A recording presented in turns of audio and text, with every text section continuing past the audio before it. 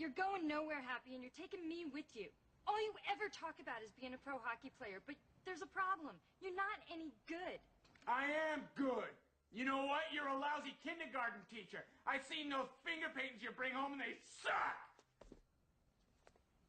I'm sorry, babe. I didn't mean that. I think they're excellent finger Kiss paintings. you all over and over and again.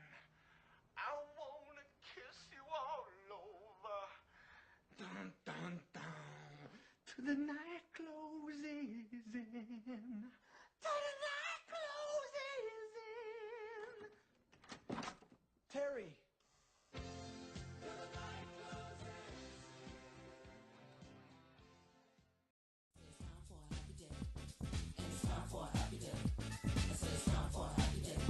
What's up, everybody? It's me, Bryson Booker, and today is a happy day because I'm reviewing Adam Sandler's best movie. And just admit it, guys, he has never made a movie like this ever since this movie. What am I talking about? The happy man himself, the one, the only, Happy Gilmore, released in 1996 by MCA Universal or Universal Studios. A film that was, goodness gracious, way ahead of its time. Every time I look at this film, I'm like, boy, did this film have a cult following in other movies, you know.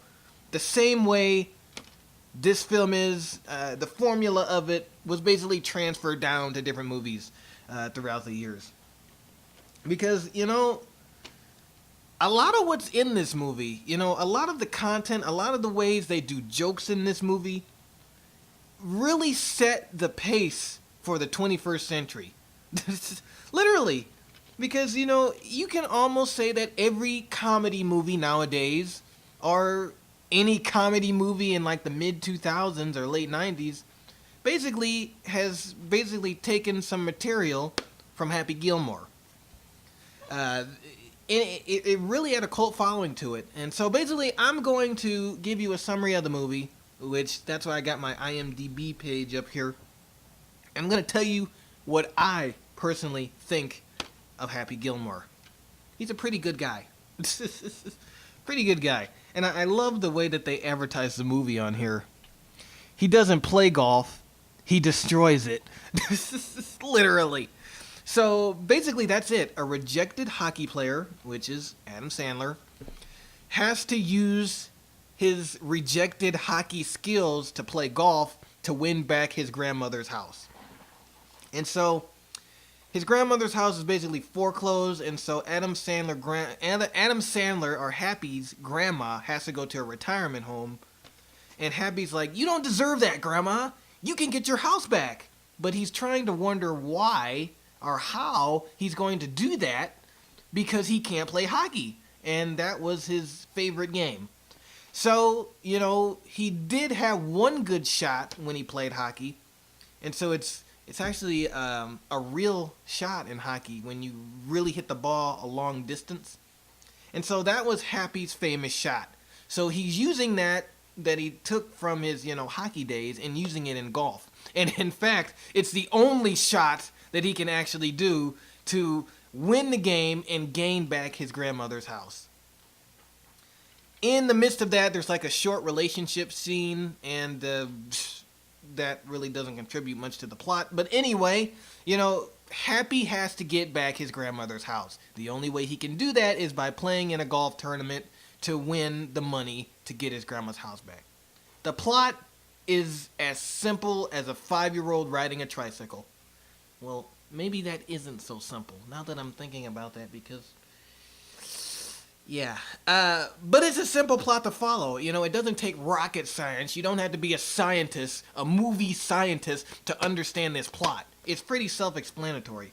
And that's the best thing about it, because, you know, it's the movies that have the simplest plots that make the biggest impact. I mean, come on, guys. Space Jam.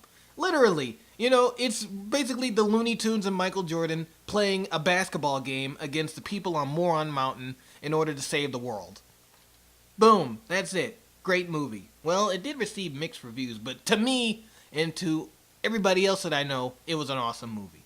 I mean, come on, guys. Shrek.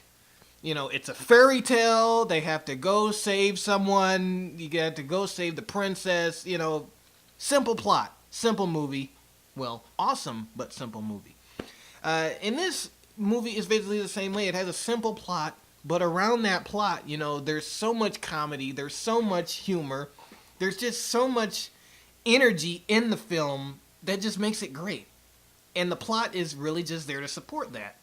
Obviously, it's the glue to the comedy. It's the glue to the dialogue, everything that's going on.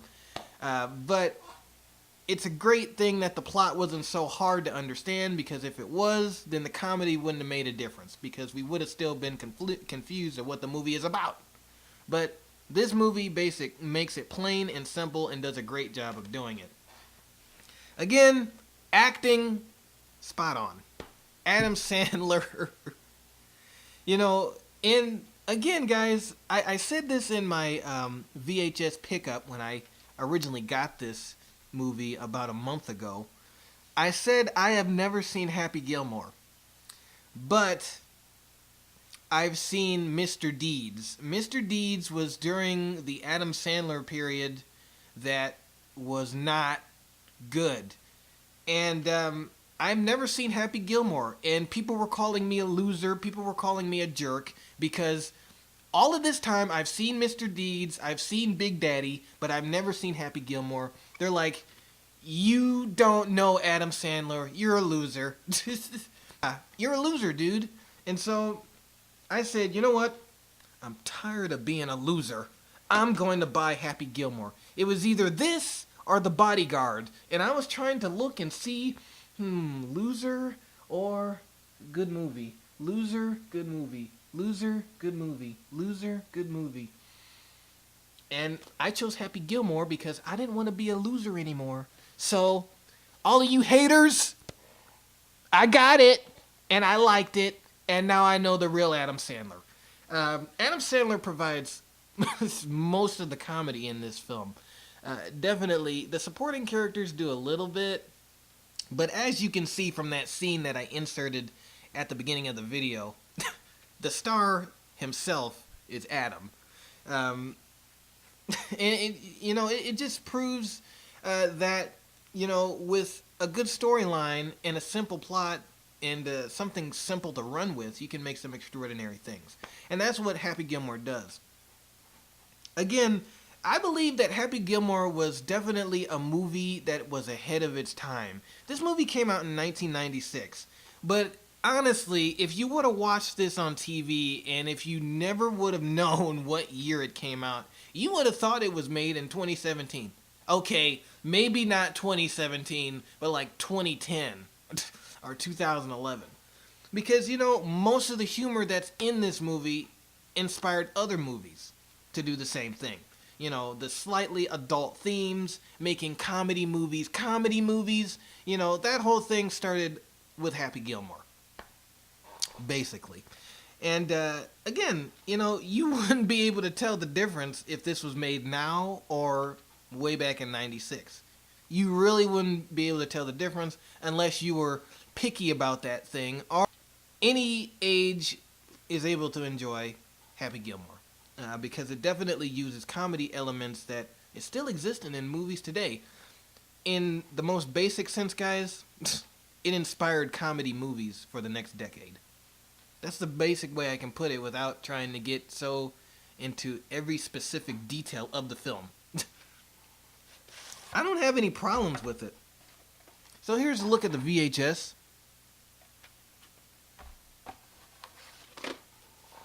The plot is simple, the characters are simple, yet extraordinary, and the comedy is definitely through the roof. It's a pretty good movie.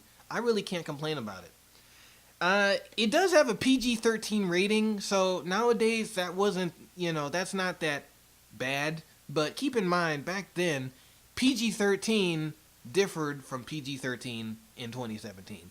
PG-13 back in 1996 was like mild language, suggestive themes, and some sexual innuendos. So if you're not used to that, in a PG-13 movie, Happy Gilmore may not be for you, because you may be wondering, or your mom may be wondering, or somebody that's religious in your family may be wondering why you're watching this film. But if you're just with a group of friends and you guys want to laugh, I would definitely choose Happy Gilmore, especially over these weird 2017 party films that somewhat involve comedy.